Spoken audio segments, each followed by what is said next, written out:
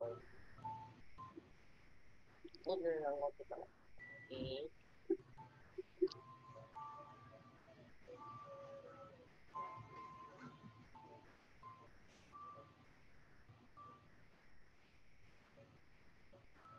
Very similar po to kinematics naman. Mm-hmm. Ito,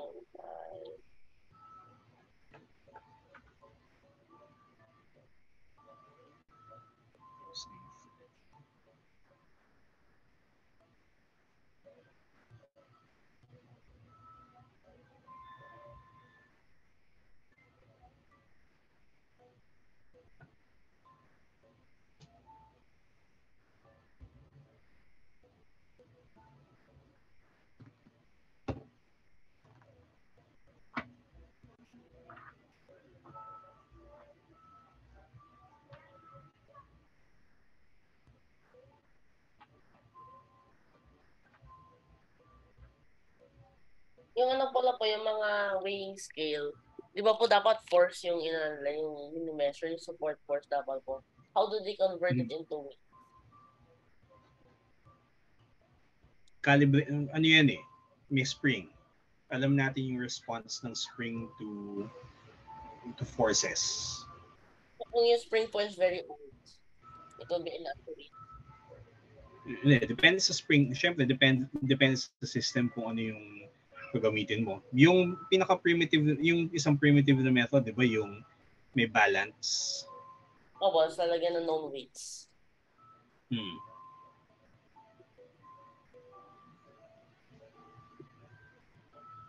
Tapos may assumption dun na ano yung force due to gravity equal.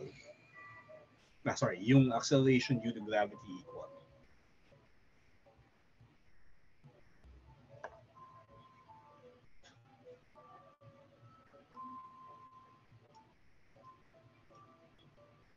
Eh, pag-uusapan naman natin yung scales eh. How they work. Ano yung ano niyan.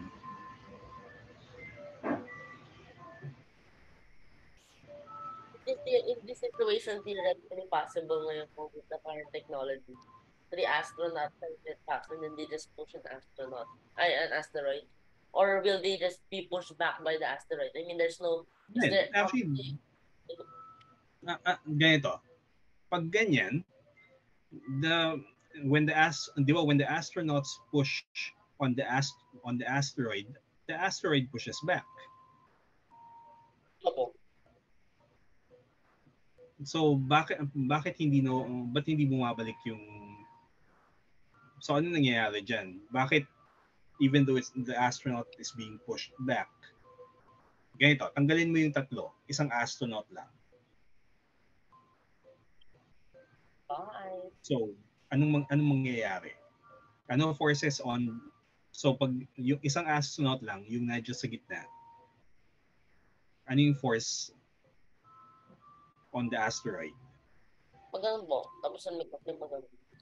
Okay, so ang net force on the asteroid is how many newtons?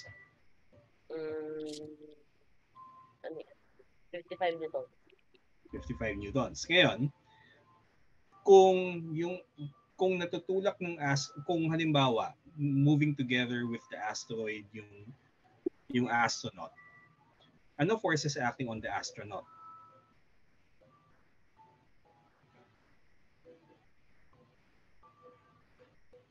So ihiwalay mo yung ano yan ihiwalay mo yung astronaut at saka yung object. Tapos pag-isipan mo ano yung forces. Tapos i-represent mo na sila as points. So astronaut, so yung ano muna, yung rock muna or yung asteroid. Ano yung forces acting on that? Kapag isang astronaut lang, yung the only force acting on the asteroid is Pag ganun po, force act gamitin mo yung labels na ano yung acting on the asteroid.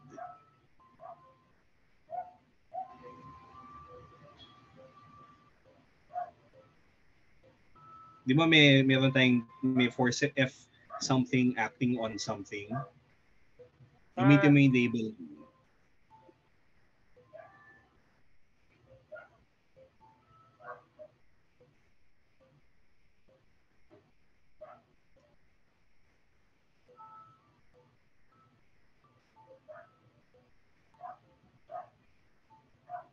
So, force from acting on the asteroid.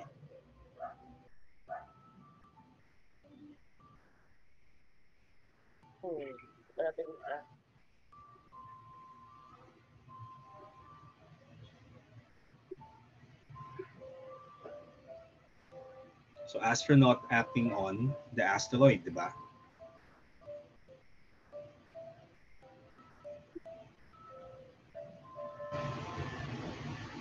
Okay, ngayon on the diagram on the separate diagram for the astronaut naman. Ano yung forces acting on the astronaut? Forces acting on the astronaut.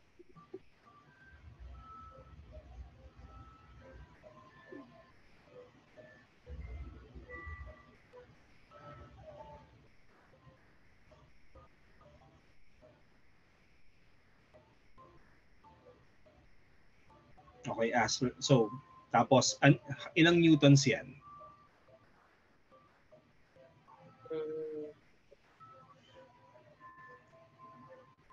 Alam mo? Ngayon, kung halimbawa, astronaut 2 lang yung nag-act.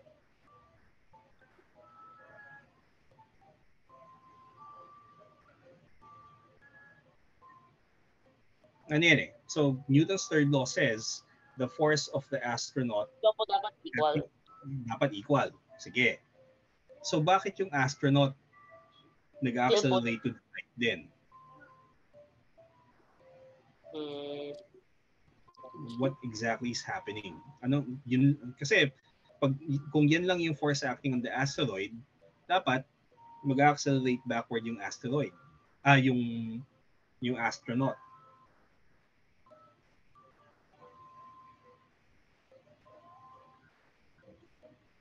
Ano kaya? Di ako sa inertia? Hindi.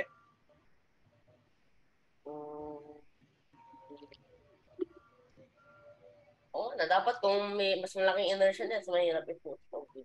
Pinagay ito. Ano ba yung suot-suot ng astronaut? Jetpack. Okay.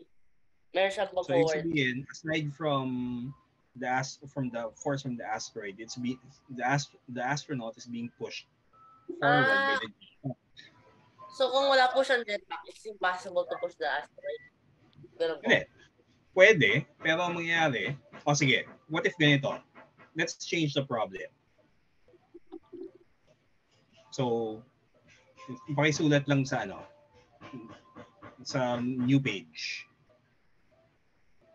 Ito kasi medyo boring yan kasi add mo lang divide by the mass of the astronaut kung ano yung acceleration.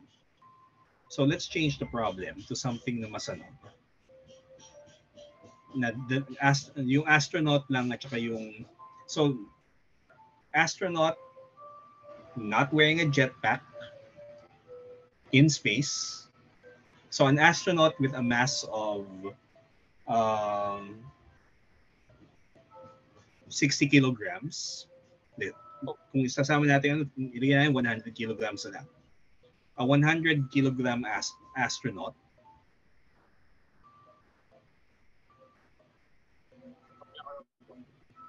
so type mo na yung problem.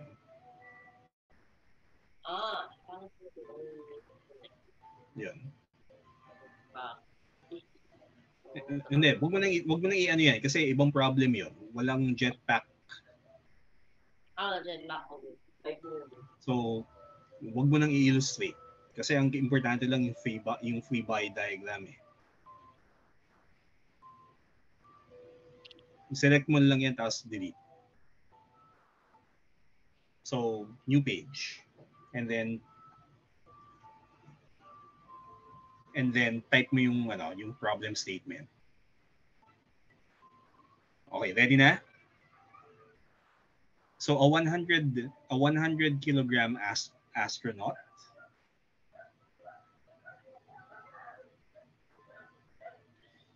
in space Opo. pushes a 300 kilogram rock to the right.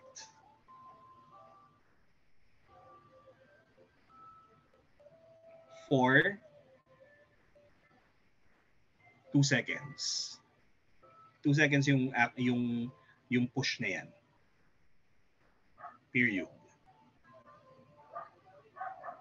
The force applied by the astronaut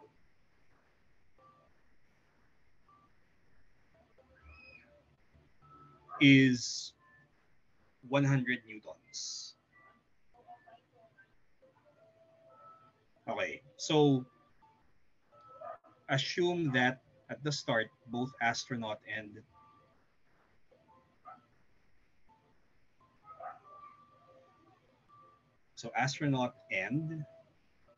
the rock are at the origin.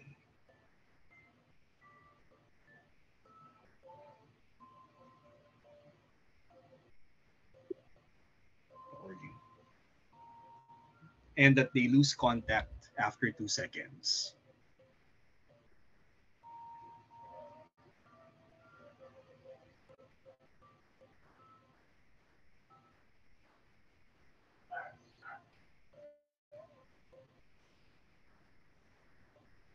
Yeah. Find the position versus time find of both astronaut and rock. Okay, so before we do that, ano yung forces? So represent the astronaut by a point. And on the right, represent the rock by a point. So hiwalay na diagrams yan. Kasi ayaw nating pagsamahin dahil magulo yung pag-illustrate ng forces. So, lagyan mo ng subscript ng label astronaut tapos sa ilalim. And more space. Kasi magdo-glowing pa tayo dyan eh. So, astronaut.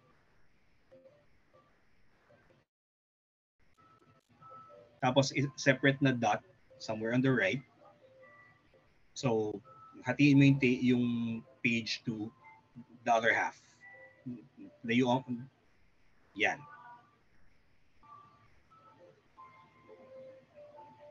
Kasi nagdo-drawing tayo ngayon ng free body diagram. So, yung rock naman. So, label din. And then, on the astronaut and on the rock, ilagay mo yung vectors to represent the forces.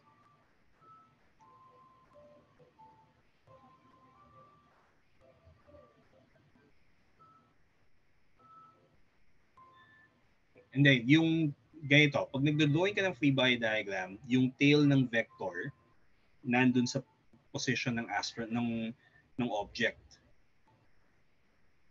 Tapos yung length ng vector, so may scale din yun eh. So yung length ng vector should correspond to the magnitude of the force. So if that's 100 newtons, tanda mo lang may scale yan. Ngayon, if ganito, ang sinabi, the astronaut is pushing the rock to the right.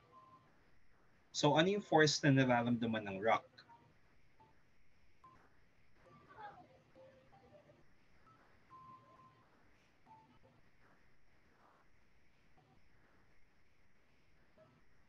Label, tapos lagyan mo ng habaan mo pa yung arrow. Masyadong maliit siya. Habaan mo pa. It's going to be mas helpful na kita yung yan. At least kahit ganyan man lang. Tapos i-label mo. Force from astronaut. Teka, bakit merong ganito? Sa free body diagram, the only things on the diagram should be the forces experienced by the object. Opo. So, yan, yung force to the right, that's a force from what? From the astronaut. Label mo, F, astronaut. arrow, rock.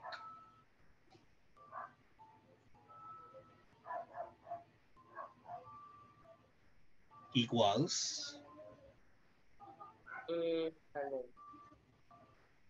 100 newtons. Ngayon, are there any other forces acting on the rock?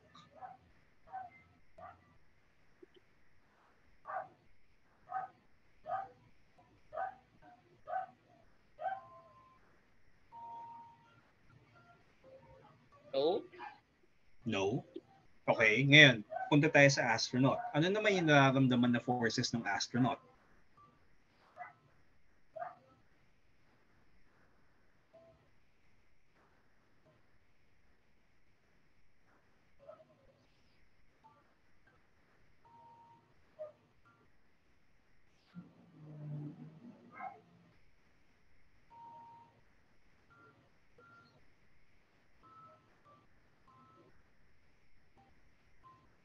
So, what's acting on the astronaut?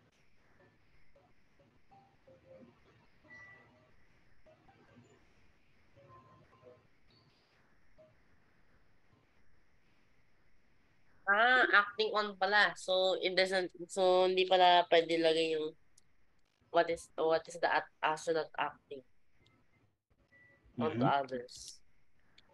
Tapos dapat kasi kung ano ayan. So hindi pwede yan ano? So rock acting on which is gaano kalaki? Equals Newtons dapat. 100 newtons. Ngayon, sa free body diagram, dapat may scale yan eh. So dapat kung equal forces yan, dapat yung arrow lengths ng dalawa magkasing haba din.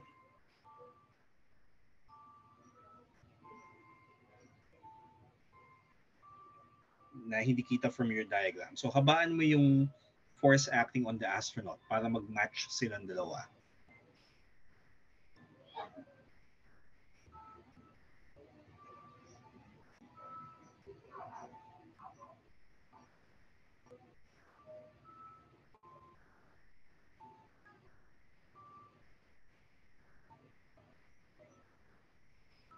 Okay, so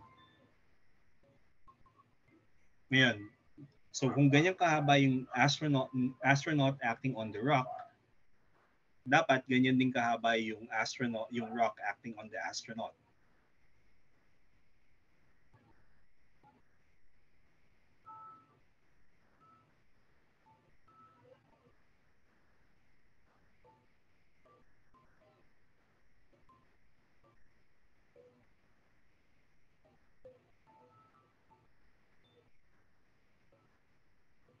Wait.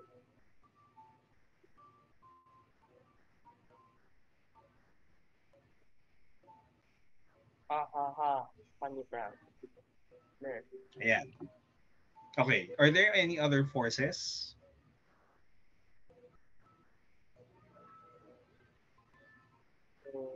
No? No. Okay, No, so alam na natin yung forces acting on each. Tabo. So, ano yung accelerations ng astronaut at ng rock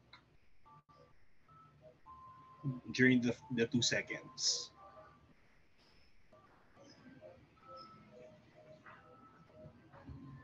Okay.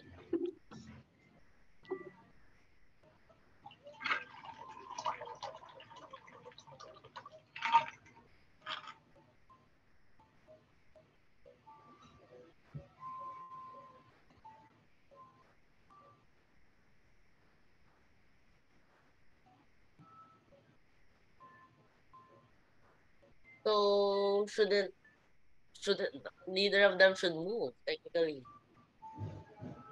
They equal force. So, May net force acting on them eh. So ano yung net force acting on the astronaut? if net 100 newtons. Mm-hmm. So alam natin na F net is 100. Tapos ano yung sinasabi ng Newton's second law? So, parang, ay, wala. So, So basically, from so, Newton's parang, second law, ano yung parang, acceleration ng astronaut? tapusan, but they will just separate.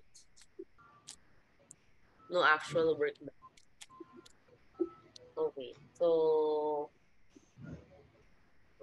So pupunta nga tong astronaut backwards, tapos ni Rock will just go forwards. Mm-hmm.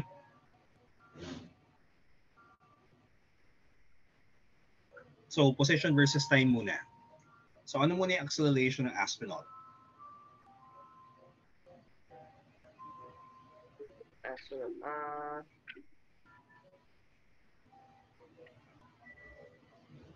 Astronaut. No.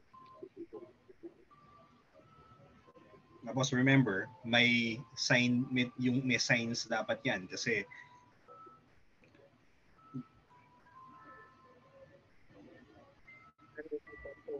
Wait na.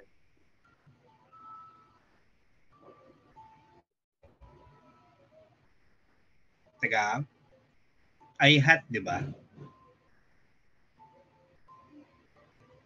Ngayon, so may minus. Or,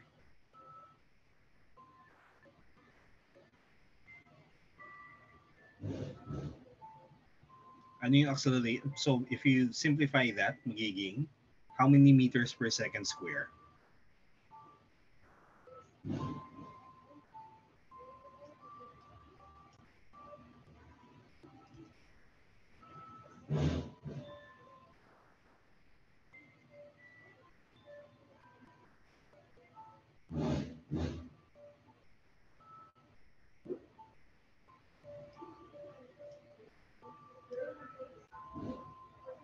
So, negative 1 meters per second square. So, yung acceleration ng astronaut is negative 1 meter per second square for 2 seconds.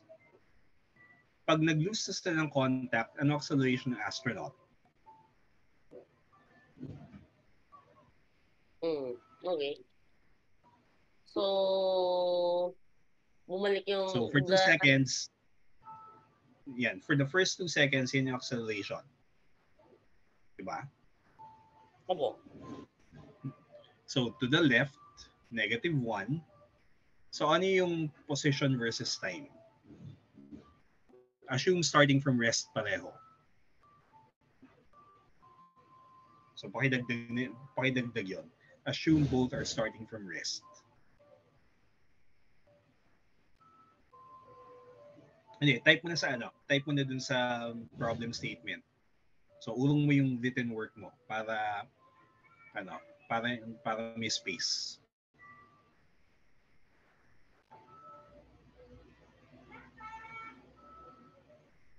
So, assume both start from rest at the origin.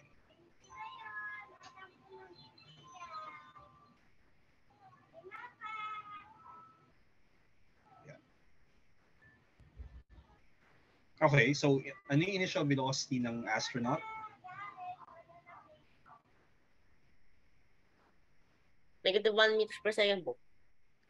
Ne, acceleration yan. Yan yung second derivative ng position, di ba?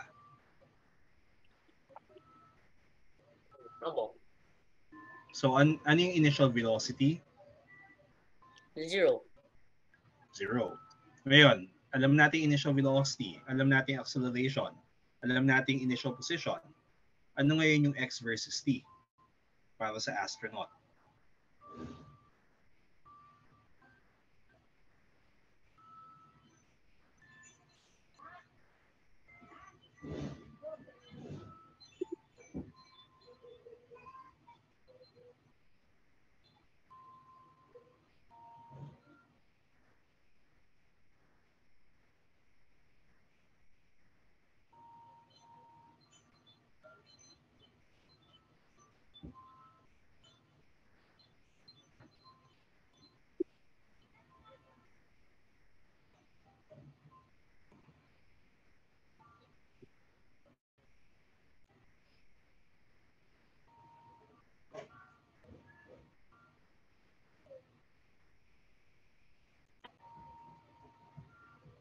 Mm,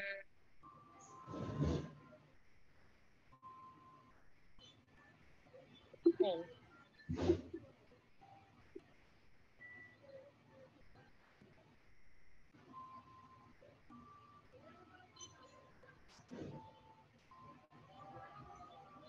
Okay.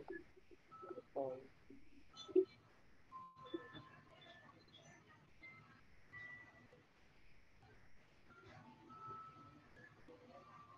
Wait. Ang acceleration ng astronaut ay d squared x dt square. Pala. Okay.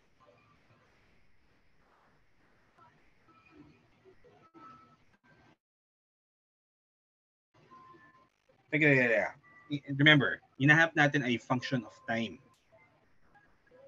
Function of time.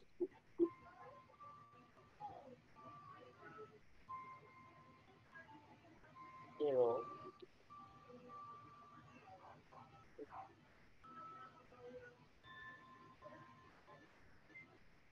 Teka, 0, v sub 0 plus 80 yan, di ba?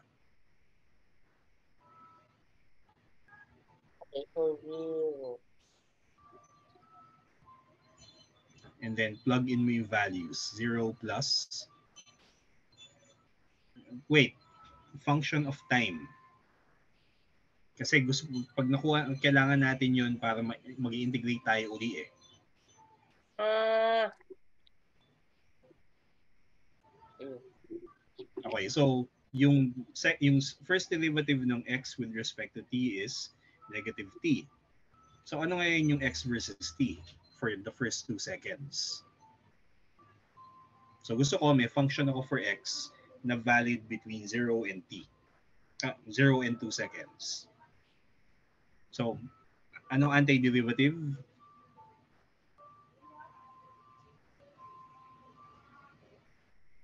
So x astronaut equals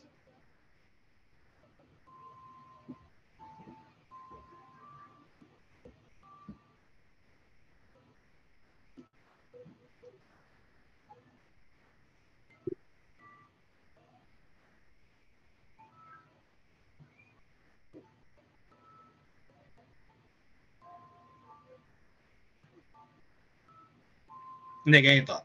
Sige. Gawin natin yung methods ng additional math.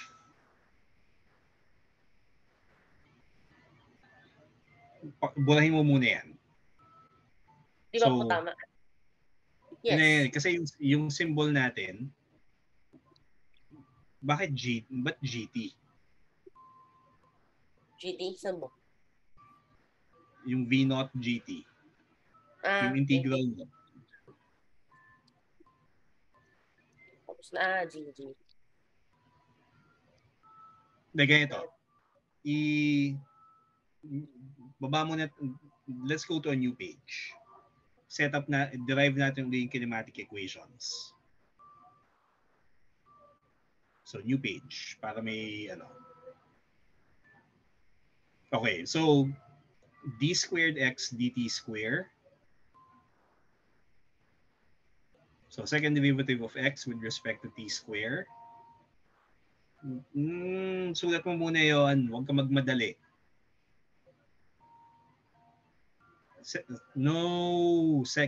Sulat mo muna na d squared dt squared, d squared x dt square.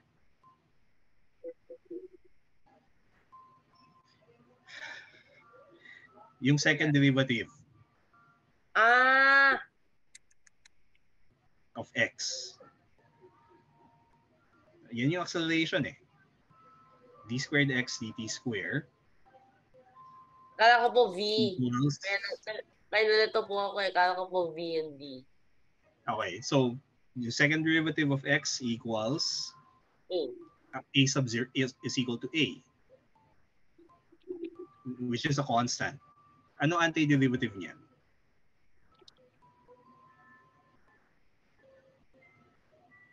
V.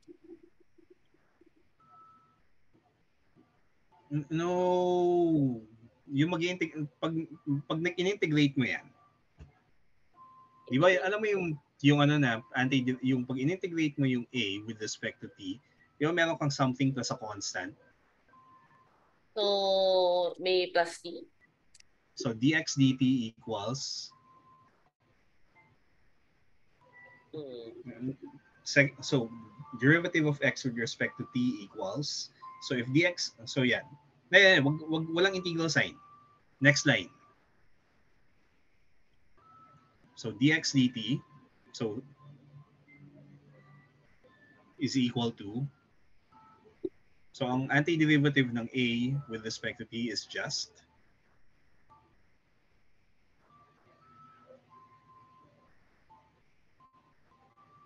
no.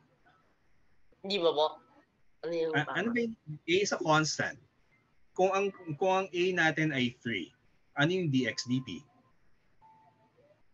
VT, oh my gosh. But V? A yung ano, di ba? Yung A. So in terms of A po, wala pong oh, V. Hindi so ko A naiintindihan ko. times hindi, merong in terms of A tapos may lalabas na T rin dyan kasi gusto natin yung time dependence. AT plus a constant.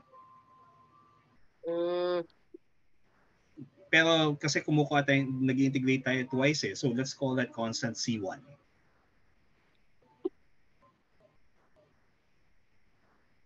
Ngayon, integrate that again to get X.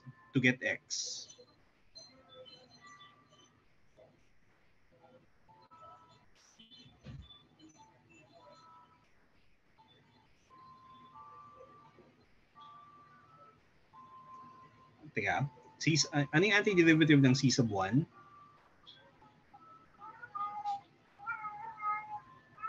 Parang may nalaglag. So, ano pong nangyayari dyan? Zero. Pag in-integrate mo yung constant, magiging? Wala. C2 yan. Hindi. Yung C sub 1. Zero Pag po. in-integrate mo yan, C sub integrate? 1. Kaya pala. Teka.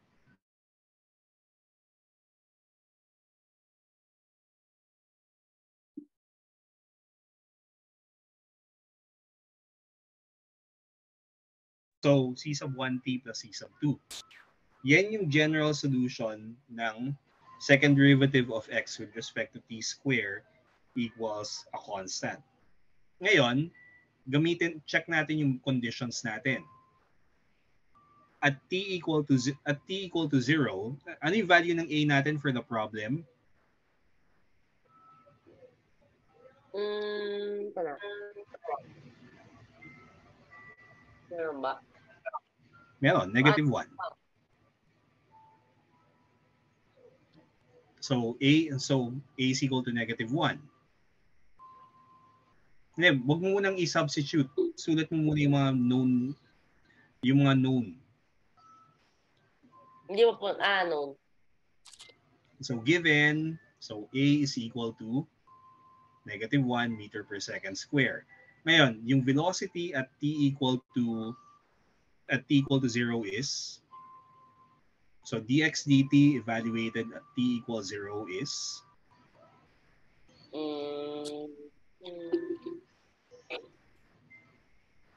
wag mong idiretso dyan.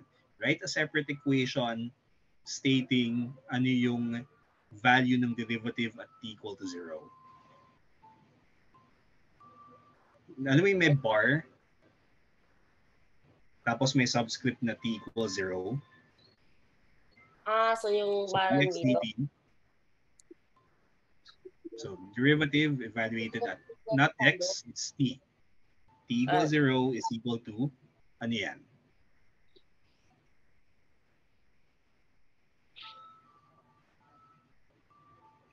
Anong uli? Ano yung condition uli? Read the problem. No, t equals 0 yan. Yung initial condition natin ay at t equals 0. Okay, so then yung, ano po yung 2 seconds? Assume. Tingnan mo yung last sentence. Both start from the, okay, the origin. So ano yung derivative at t evaluated at t equal to 0?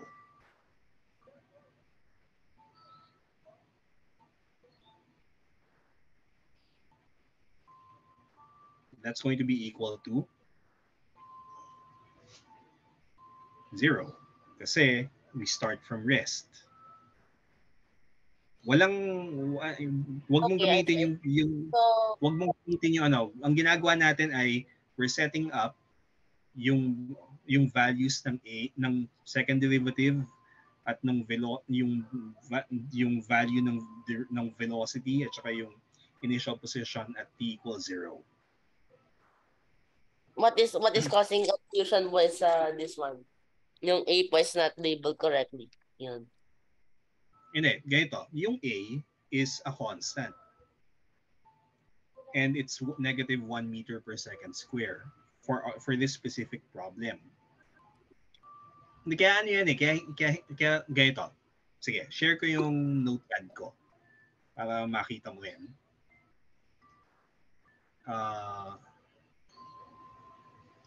Kasi I think ano yan eh, para makita mo yung what it should look like.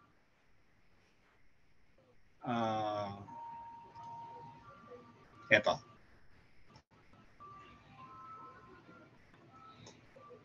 So, kita ba yung screen ko? Opo.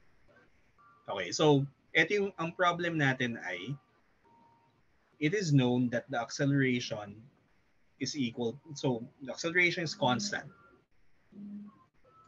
What we're doing here is we're looking for a general solution. So, pag in-integrate ko yung equation 1, I'm going to get a times t plus an arbitrary constant c sub 1. If I integrate this again, I'm going to get 1/2 a t square plus c sub 1 t plus another arbitrary constant c sub 2. So, sa problems na binibigay na for constant acceleration problems, a is given.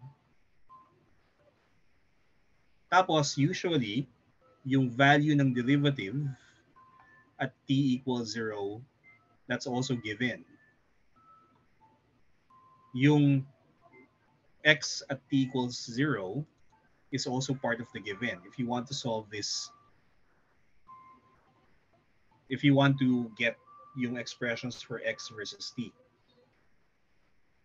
Ngayon, for the problem that we're looking at, this is negative 1 meter per second square. Ang dx dt or yung derivative ng position is velocity. Ano yung velocity when t equals 0? When t equals 0, 0.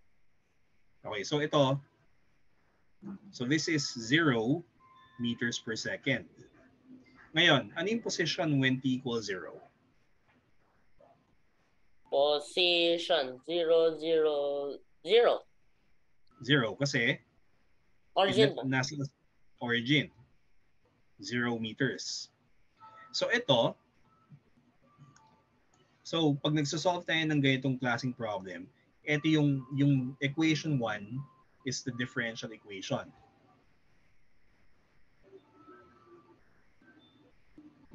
Yung nagiging problem sa Newtonian mechanics is i-set up yung differential equation. Sa ngayon, constant acceleration yung problems eh. Pero later, may mas weird na time and position dependence yan. So ito, usually, yung free body diagram is used to set up 1. Opo.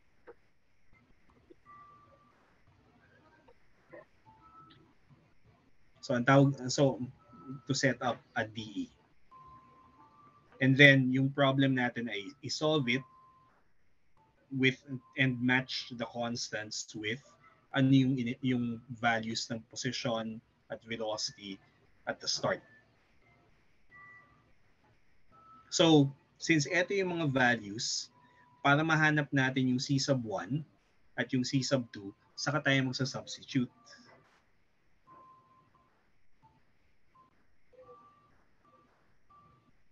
Clear ba yung procedure? Opo.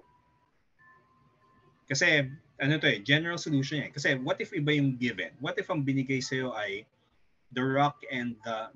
Kaya hindi ko binigay na ganun, paning at rest at saka nasa origin eh. Kasi what if ang binigay sa'yo yung rock at yung astronaut moving to the right with speed 3 meters per second?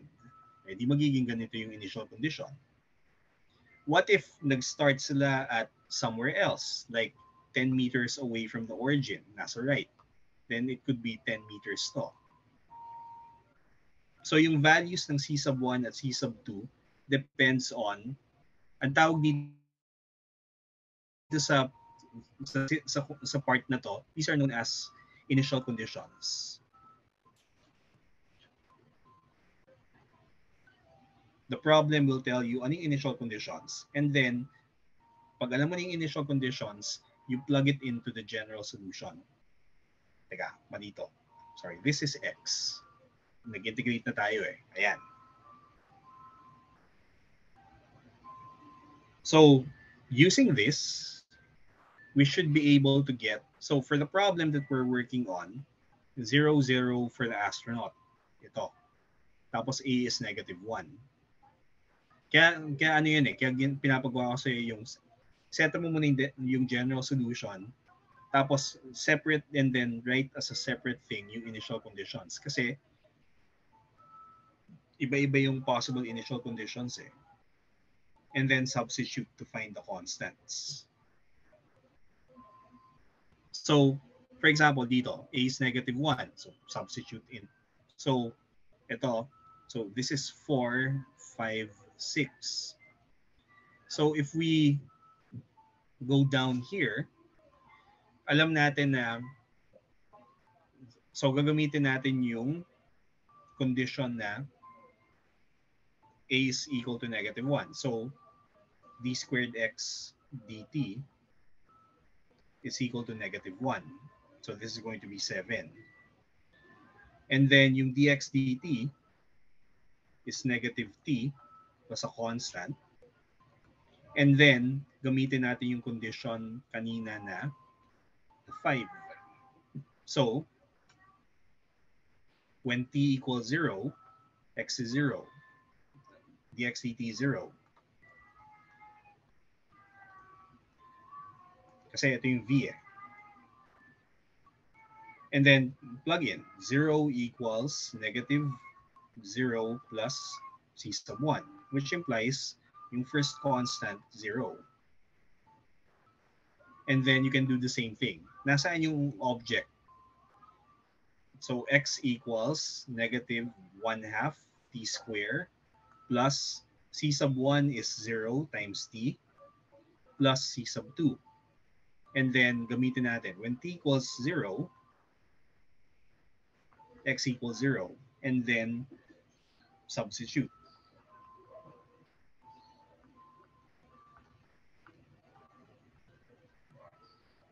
To get c sub 2 is also 0. So, kapag alam na natin yan, then mako-conclude na natin na x is equal to negative 1/2 t square.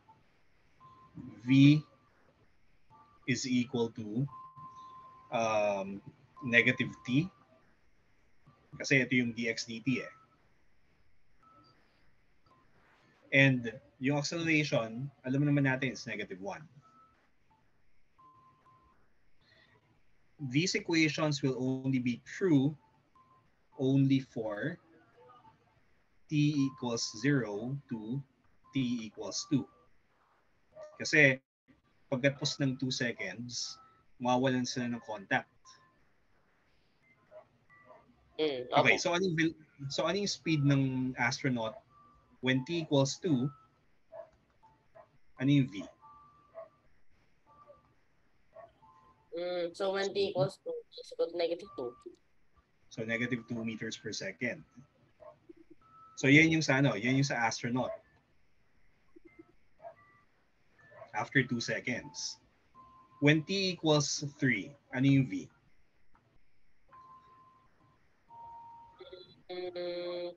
V is equal to negative 3. So patas ng patas po proportion. Wait. Naghiwalay na yung astronaut at saka yung okay. So nawala na yung wala nang forces. Ano yung acceleration? 0 na yung acceleration.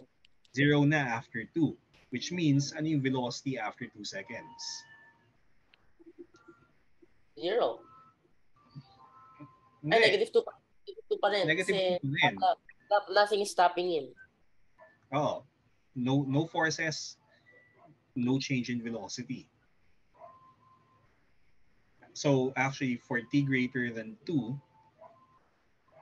v is still going to be negative 2 meters per second.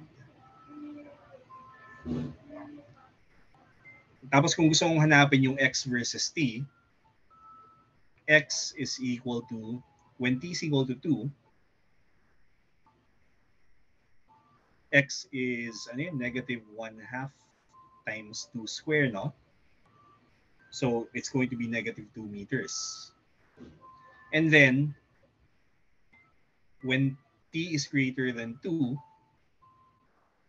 yung x magiging negative 2 meters minus, ano yung velocity? Negative 2 meters per second times t. Kasi constant velocity na yung astronaut.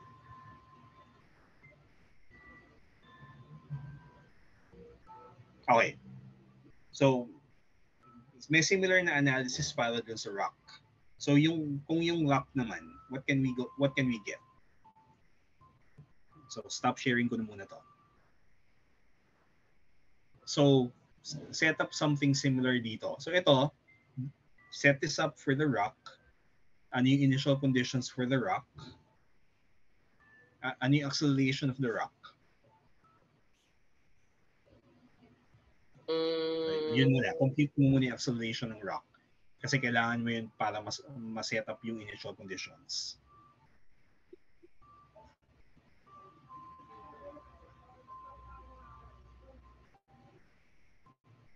Okay, so stop share ko na to, no? Okay.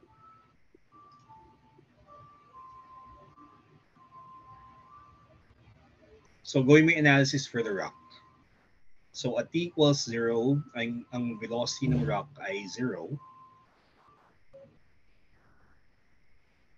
Kaya useful na separate mo yung general solution at saka yung initial conditions.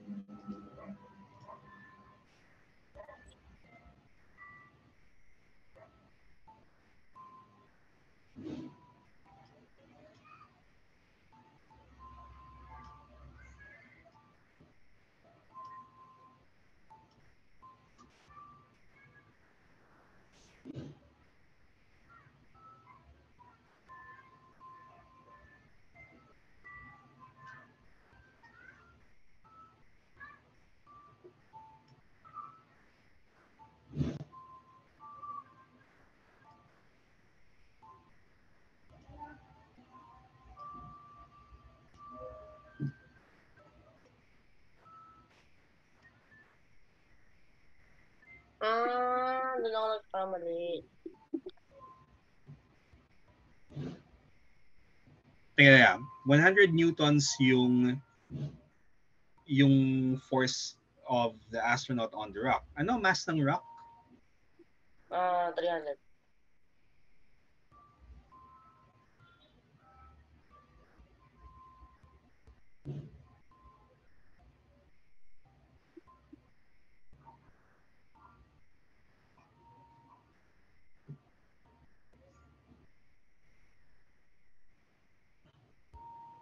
Okay, so yan yung acceleration ng rock, positive 1/3 meter per second square. And that's only going to be true for t between 0 and 2 seconds.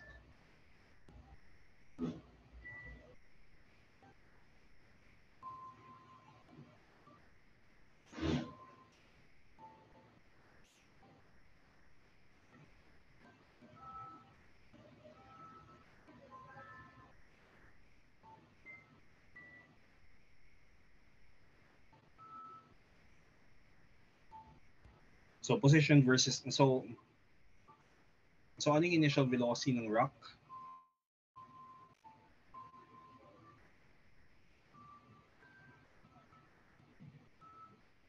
Tapos yung initial position.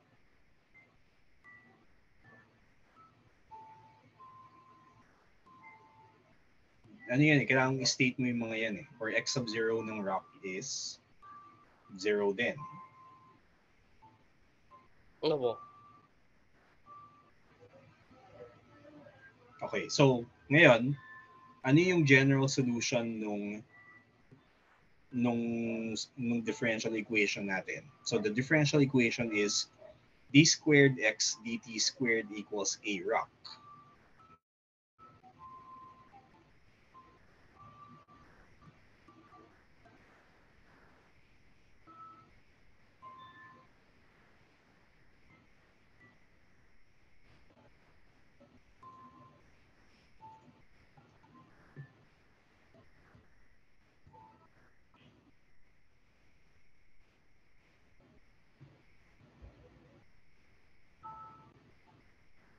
And then, so,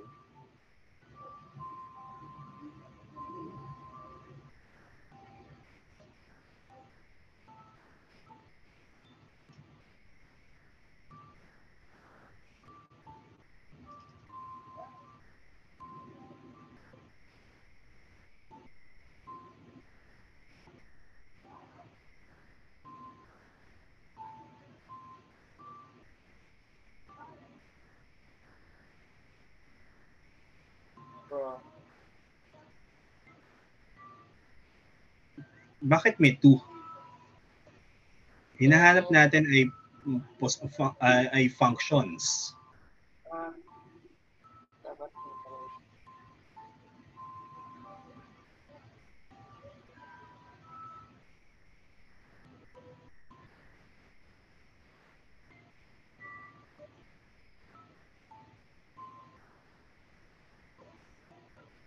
So, yung position versus time ng rock ay 160 squared. Yung velocity is 1/3 t. So, ngayon, after 2 seconds, nasaan yung rock? seven. So, kasi yung equations na valid only for t between 0 and 2 eh. So, 2/3 meters away. Ngayon, compare mo yan dun sa astronaut. Nasaan yung astronaut after 2 seconds?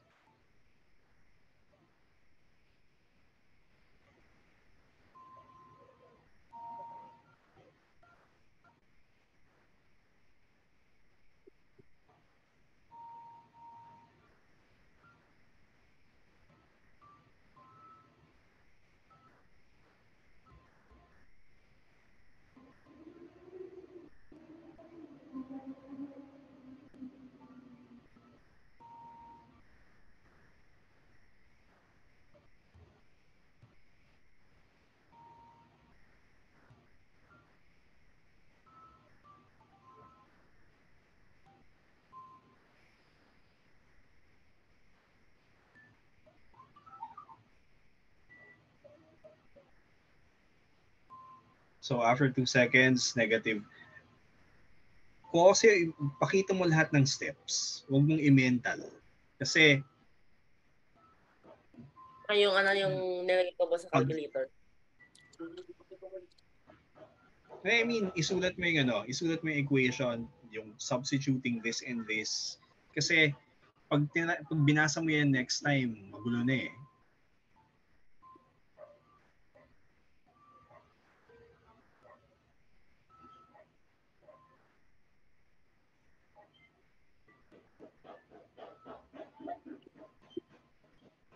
Tapos, wag kang mag-run through ng equation kasi yung previous equation is yung functional dependence ng R versus T. Yung next line mo is R evaluated at. Di ba? Your symbols mean something. So, dapat sa line na yan, okay, R evaluated at T equals 2. Ngayon, ano yung velocity ng astronaut at T equals 2?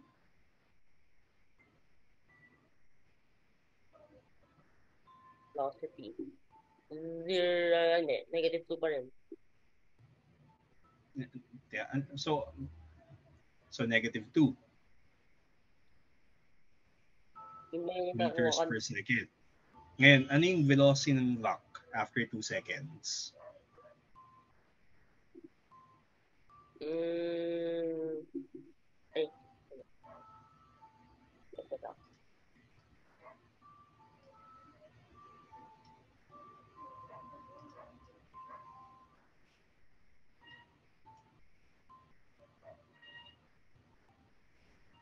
So 2 times 2 is 4. 4 over 6. So 2/3 meters per second. Diba?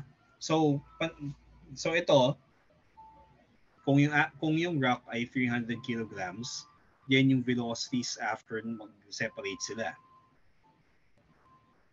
Kung 2 seconds yung contact time. Ano yan eh. Pero kasi kung actual na situation yan, baka nga less than 2 seconds yung contact time nila eh. Pero nag-assume na ako na 2 seconds. Okay, ngayon, let's change the problem just so you can see ano yung effect ng mass. Same problem pero yung rock 1 ton. 1 metric ton. So 1,000 kilograms. The asteroid in question po, parang yun sa problem. That's pretty much 1 ton na rin po eh. Mm-hmm. So 1 ton yung ngayon. What if 1 ton? So same initial conditions, 2 seconds yung contact time. Ano yung velocity ng astronaut?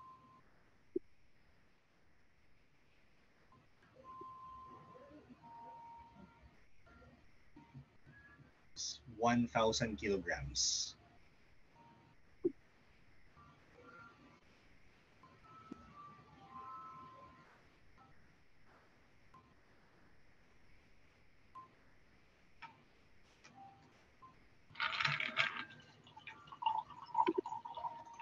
Ano yan eh, medyo safe yung assumption dito na walang gravitational force between the astronaut and the rock.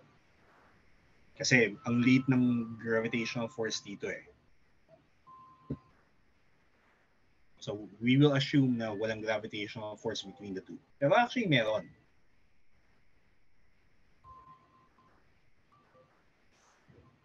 So ano kaya mangyayari? After 2 seconds, ano yung velocities nila?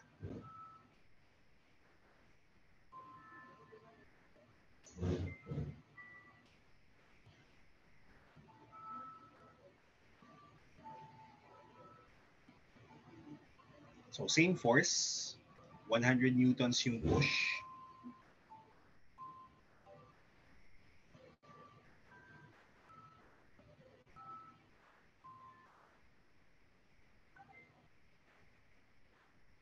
Okay, so V pa rin is equal to... So pare-pareho lahat yan, di ba? Ng sagot after 2 seconds.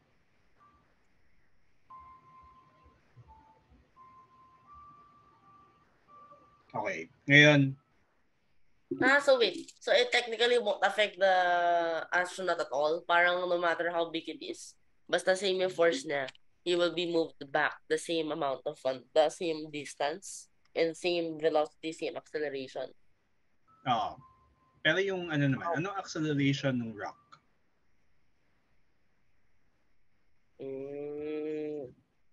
Okay. So ngayon yung ano ng rock.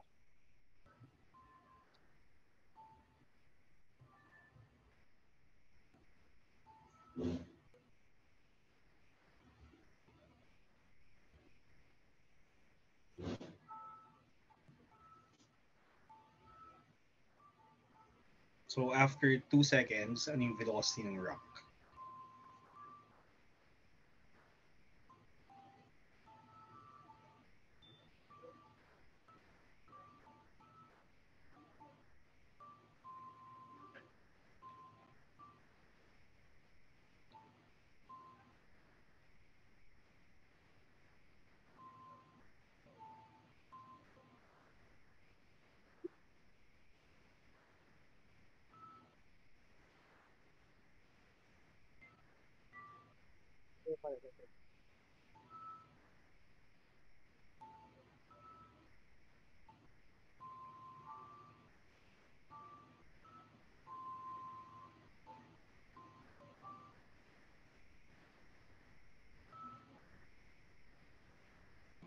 Teka, bakit A? Di ba X yan?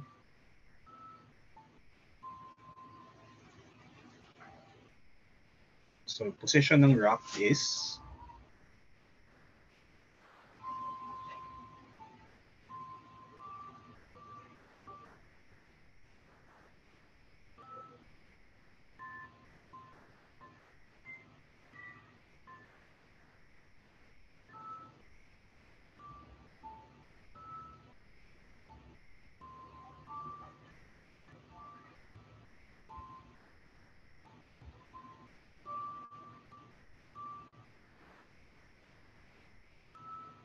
okay. So, after 2 seconds, 1/5 meters.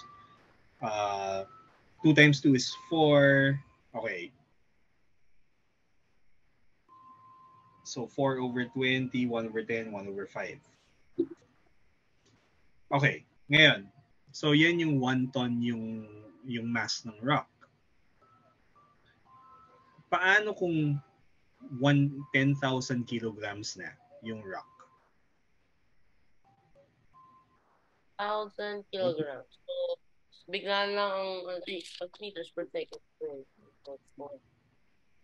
Meters lang. So, kanina po gumalaw siya ng 2.3 2/3 meters. Ngayon, it's only 1/5 meter movement. Pero the astronaut still moves back 2 meters. Mm-hmm. So ito, after 2 seconds, so after 2 seconds, di ba, constant velocity na yung rock. So 1/5 meter per second pa rin after 2 seconds. Ngayon, what if ano naman? So ano paano nagbabago yung results mo kapag 10,000 kilograms yung rock?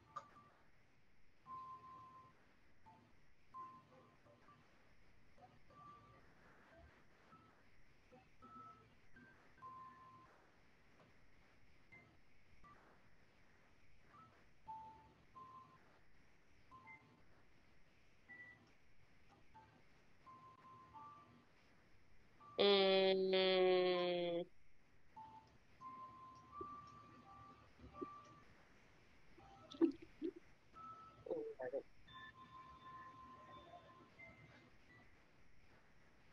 I mean, I think dito po yung makita ko rin po na pattern is yung V is equal to X. So, ano So siya? kapag 10,000, after 2 Siguro, seconds, ano yung ano ko po, 1/10 na. So, dapat over 200 na yan. So, 4 over 200, okay, 50. Okay. So, by 10, it's increments dito na. In inverse proportional po siya. So, 150 meters na lang. So, 10 tons. So, di ba, the bigger the rock, the less it's going to change velocity. Or sorry, the more massive the rock pala, the less the change in velocity due to the force. Pero kung let's say po yung ano yung so it doesn't really matter yung velocity po ng ano yes good. Pero yung let's say kung may rocket po, it should be as heavy as possible to really divert the course of the asteroid. Kailangan malaki din yung forces. Kung gusto mo ng malaking changes in velocity. Which means, kasi, di ba, if you change the velocity, you can change the direction and the speed. No po. So, pag ganyan, the more massive the rock, the less yung magiging change ng velocity. Pero may change pa rin.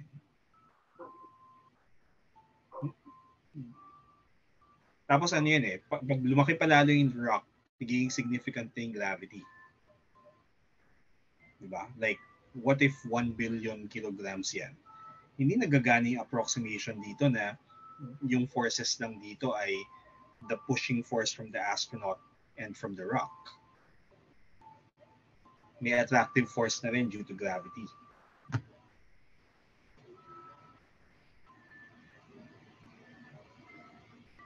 Okay na? Opo. Kaya importante yung mga kaya importante dito yung free body diagram, yung setup ng differential equation. Yung reason kaya nagka-misunderstanding po yung mga mislabel na mga variables, etc. po.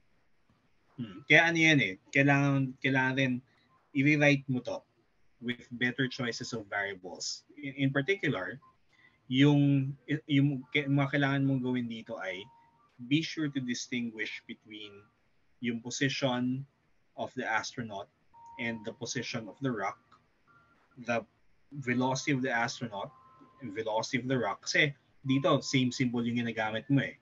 V at saka X lang eh. So, maglagay ka ng subscripts, XR, XA.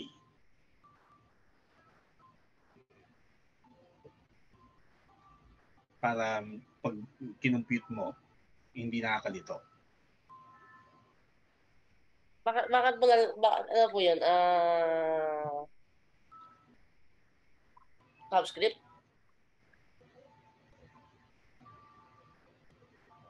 Ano yun? Sorry? Subscript po?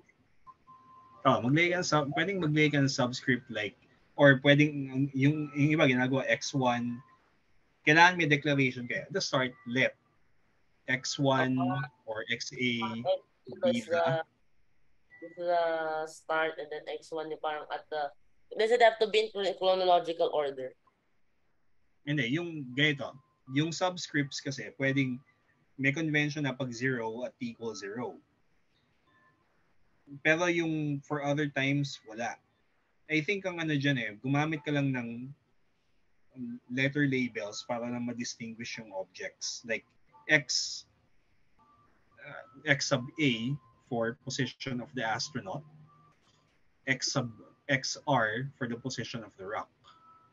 Parang hindi po sulat ng astronaut rock. Parang baka cinematographer X something mga ganun po. Para maiksi lang. Okay, so let's declare the variables para pag ni-rewrite mo. Kasi sayang yung oras mo kapag ngayon mo i-rewrite eh. Gusto kong makita lang yung rewrite next time. So, yung choice of variables ganito. Type na lang, let X subscript A be the position of the astronaut. So, ano pala, is it a fallacy nga po na yung, what do you call that? Fallacy na yung parang R is the position. Kasi I mean, isn't that the displacement? Are they interchangeable? Hindi. Yung displacement is change in position eh. Yun yung technical definition niya. Pero kasi magulo yung paggamit minsan ng ibang books eh. Na gagamit nila yung displacement when they mean position kasi ang reason nila, yung position kasi is a displacement from the origin. I think it's better to just use position vector for position. Tapos, yung displacement, reserve it for changes in position. Kaya lang, yun nga, hindi universal yun eh. So, position of astronaut, position of rock. Tapos, V sub A, ganun din. So, pag may subscripts,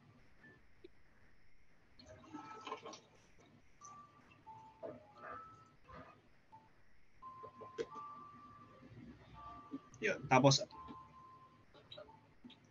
A sub A, yung acceleration ng astronaut.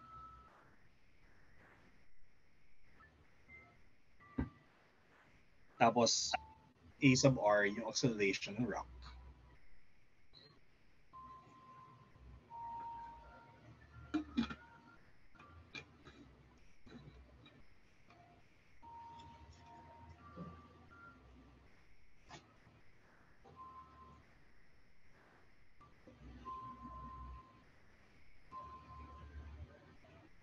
Okay? So, they write explaining everything as you go through na ito yung differential equation, ito yung position, yung velocity versus time, ito yung position versus time, and then, if i-fit mo yung conditions dun sa constants.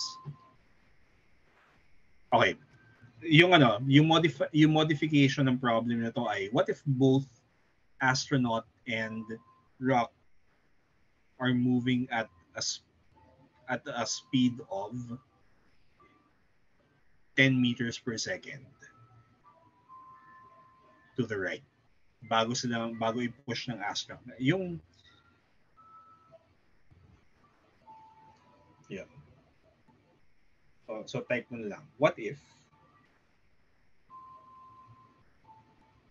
the astronaut and the rock at t equal to 0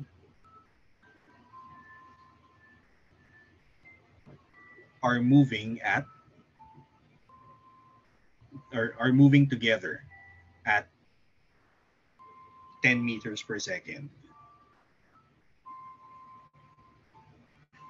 to the right.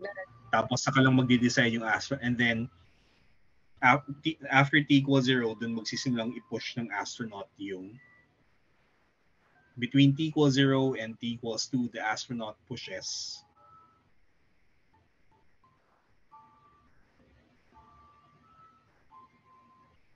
the rock forward. To the right mo or forward? To the right. Pwedeng forward.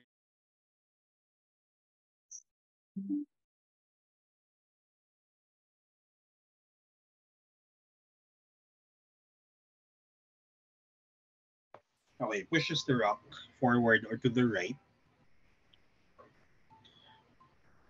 with a force of 100 newtons. So same force, pero